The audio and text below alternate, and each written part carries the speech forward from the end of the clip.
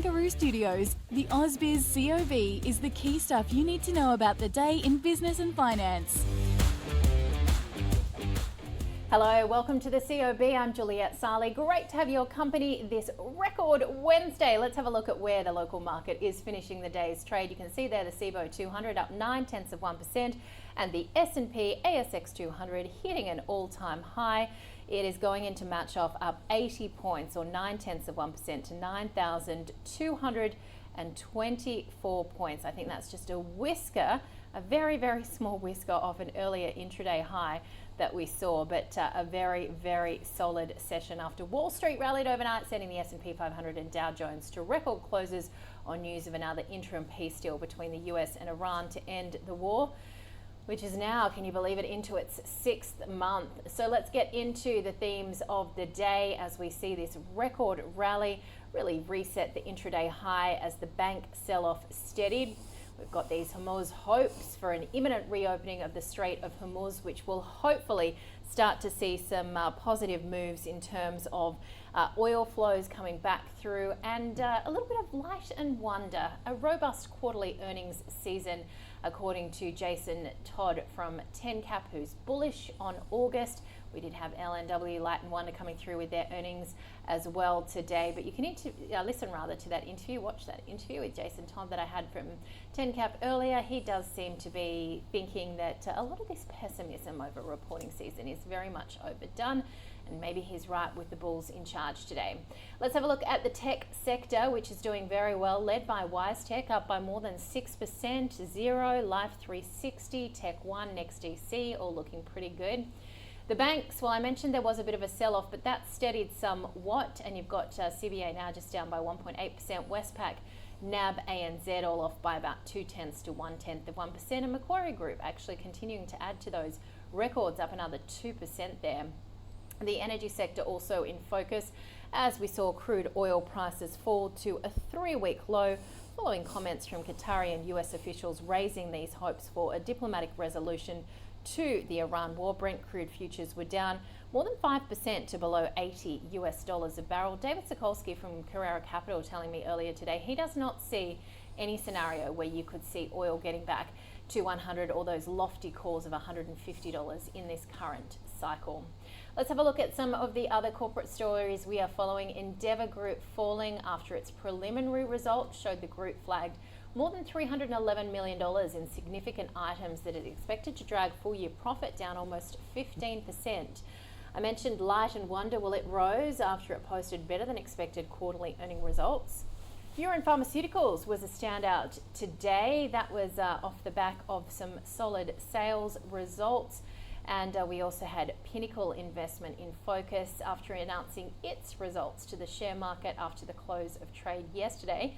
And Argo Investments up almost 2%. It's moved to quarterly dividend payments as well. Well, it will from full year 27 to compete with ETFs that have taken the shine off listed investment companies. I had a great chat with the Managing Director, Jason Beddoe of Argo Investments. You can find that, of course, on ausbiz.com.au. Well, let's have another great chat now and welcome to the COB, Mark Gardner from MPC Markets. Hello. Good afternoon. So, intraday high, the bank sell-off steadying somewhat, a bit of excitement out there. Well, it's doing what it should do. I mean, I don't think there's no real reason for the banks to be going. There's no real catalyst, apart from Macquarie, of course. But, you know, we've got obviously BHP back up and we've just seen, you know, we've sort of been talking and putting small positions on in those biotechs recently, and you know things like 40X and Clarity Pharmaceuticals. I think TLX has got some pretty big news coming up. I'd expect it to go up, and we've clients have been buying Neuren as well. So yeah, it's been pretty positive, and copper just keeps obviously heading higher as well, which is helping. And we're not a fan of the banks, so it's not really a big deal for us in terms of that. And yeah, kind of taking a different approach to this earnings season. But after we've done a few stats, but there's certainly opportunity. Yeah, let's get into those stats because you've given us some, I guess, charts here we can bring up as well. Let's bring up your risk reward one and see what that shows us in terms of what we see with upside. You got some of these companies that people can't read it: Superloop, Woolworths, Linus, Ramsey, And then the downside, so this is obviously what we saw last earnings season, right? Yeah, so if you reported well, you went up 13%. If you reported badly, you kind of got hit nearly 3 times as much. And really it was, it was more about being predictive. And we sort of took, and I wrote in the newsy yesterday as well, the COB newsletter for Ausbiz, that, we just wait until the announcement comes out, digest it properly, because the next slide sort of shows that whilst those ones that reported quite well and had those initial first day movements, the winners over the course of their, up until now have only really gone up on average about 5%, but those laggards that dropped 20%, they basically ended up rallying around about 36%. AMP, one of the massive recoveries there, up, around about 71. There were some exceptions, like Temple and Webster still remain down there, but obviously these are off yesterday's prices. I think Temple and Webster was up 11% today. But it's sort of, what it's sort of showing is that, it's not resigning or not, just the stats are what they are. And essentially the best way to play it is you're not going to be rewarded on the day. You're not going to miss out on much. And what it actually tells you is you don't have to do the FOMO thing pre the number. You're actually better off waiting, digesting the number properly, taking some time to pick the ones you want, and you'll be rewarded more. So in reality, it doesn't necessarily work the way we used to do earnings, where we try to be predictive, and it actually favours the patient overall, and it ends up being some good bargains. I mean, Credit Corp was stock of the day yesterday. I did with Luke Larrative, and we both said it was a buy, and was one of Luke's favourites prior, but it was off 9% yesterday, or 10% at the lows or something. And I said, well, essentially that's a silly knee-jerk reaction. The numbers are very good, blah blah blah, and it's already bounced back about 5 or 6% today. Yeah. So I think just ignoring those day one moves is probably going to be the best play. A lot less stress, and the stats say a lot more reward. Patience is a virtue, possess it if you can, as they say. Let's talk as well about, I spoke to Argo Investments today, how they're changing to dividend payments quarterly to kind of keep up with ETFs. I saw an interesting post you put on LinkedIn yesterday about ETFs. What are you seeing in terms of the overcrowding here? I mean, look, there's a lot of ETFs out there, and I don't mind ETFs. I just like to see our exchange, be more proactive in listing more companies. That's what the stock exchange was made for. We're bragging about, listing more and more ETFs while we're missing out on the likes of, all of these companies that are going to the NASDAQ, etc., and fostering our environment here. I mean, the exchange, there was talks of it being taken over by Singapore Exchange and things like that. And we want to be the financial centre, and this is probably 20 years ago, financial centre of Asia. Well, start acting like it and start supporting those. We can't just be mining companies all the time. We've got a great tech industry, and we've got great ideas. We've always had good ideas. So, more so my snide comment was aimed at, being supportive of getting things listed here, getting things supported here, and not watching our best stocks go overseas. So, we're moving more and more towards private markets, but the exchange is, you need a healthy exchange for there to be a healthy business. I'd like to see them I'd really like to see them turn it around, to be honest. I've been a user in one form or another for 30 plus years, either on the futures or the stock side. I think the culture shift that they've been assigned to do will be if they can pull it off, will be a really good thing for everyone, for investors, etc., because it's easy access to global shares, and we've seen our book grow from small part being US shares to probably 80%, 70 to 80%, and the coupons and the interest, like we only have 6 monthly dividends and things like that. When you've got a massive retiree market that craves dividends, and the ASX 200 is only yielding about 3 and inflation's at 4, I think it's a really smart move from them to try and compete, because there is a big gaping hole in the market for income paid in cash. So I hope they attract some funds around it. And speaking of companies that have either gone offshore or dual listed, we've got a few. We've got News Corp, Block, XYZ, REA Group, and ResMed all coming up in the next couple of days, if not tonight. Yeah. What are you expecting?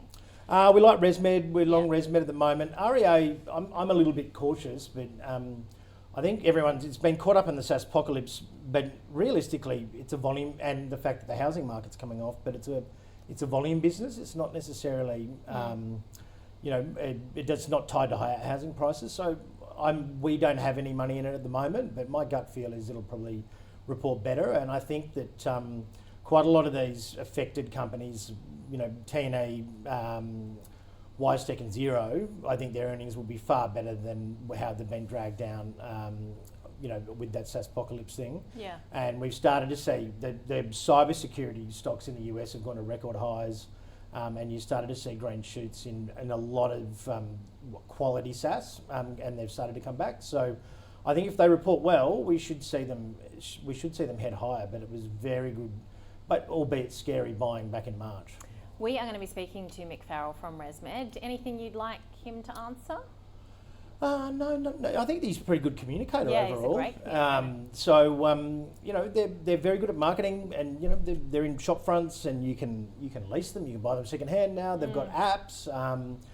I think that he's built not just the machine, he's built a very sticky model, and I'd probably be very interested to know whether going into more of the looping in with things like Whoop or the Apple Watches and things like that, which they've done, more integration there, because those models make it a lot stickier, and it's not. I think that's where he probably beats his competition more than the quality of the device necessarily.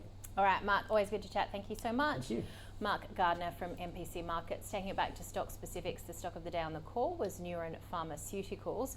We spoke to Andrew Weilant from DP Wealth Advisory, Henry Jennings from Markets Today.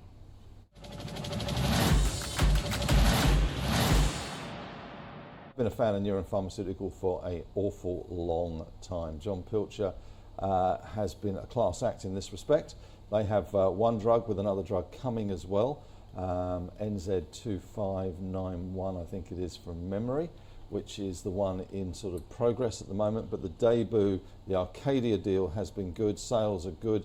It is addressing something that is pretty critical for kids.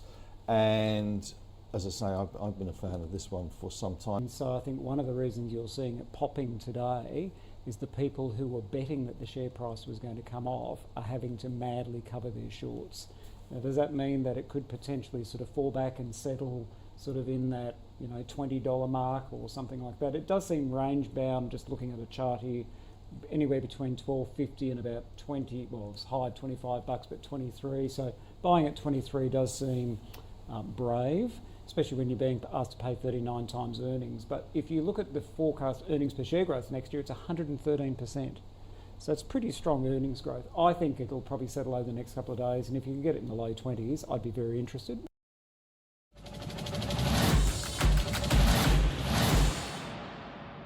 All right, well, as we mentioned, we hit an intraday record today on the market. Let's have a look at some of the leaders who helped get us there, including Neuren that we just touched on there as the stock of the day.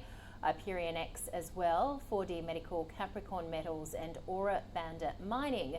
The laggards, though, in today's session included Domino's, still a little bit of concern about some of these consumer discretionary stocks, and of course the energy players coming under pressure as well, along with some of the, soft commodities, stocks, Treasury Wine Estate and GrainCorp under pressure too.